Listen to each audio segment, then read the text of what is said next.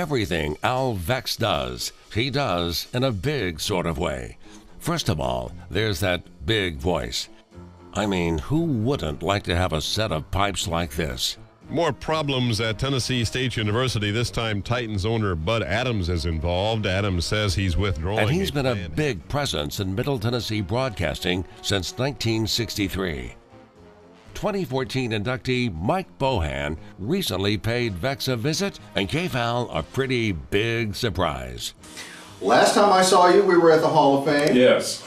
And I'm going to see you again at the Hall of Fame, Al, because you are now in the Tennessee Radio Hall of Fame. Lord. Yes, you are. Over the years, Al's racked up some pretty big awards, including Broadcaster of the Year from the Associated Press. And let's not forget, for decades, Al was a member of the House Foundation on the Big 98 WSIX. Al, baby, how you doing? It's me, Jerry, and I didn't really prepare anything spectacular because all the spectacularity is with you tonight, pal. You're in the Radio Hall of Fame, and congratulations. I want to celebrate you and our friendship, in your 100-year career. I know I worked almost a third of it, some 30-plus years. Went to lunch and dinner many, many times with you and your lovely wife, Marcy, and you picked up the check and handed it to me. And you're just a wonderful guy, and I celebrate you and your career. But it all had to start somewhere. And for Al, it was Iowa.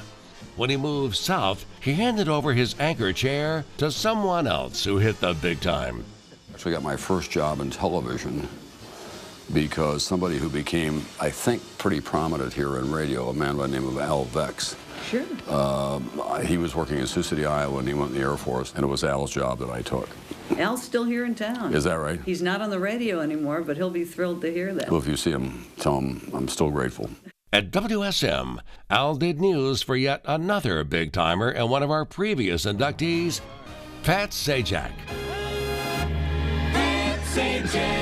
They sound dead as they're recorded. Do you remember, there used to be, years ago, there were little stations you'd go to and you got a job and the budgets were so small that you had to change your name to fit their jingles. Oh, all the time. Yeah, they could. Yeah. So, my real name's Emmylou Harris. Is it really? Wow.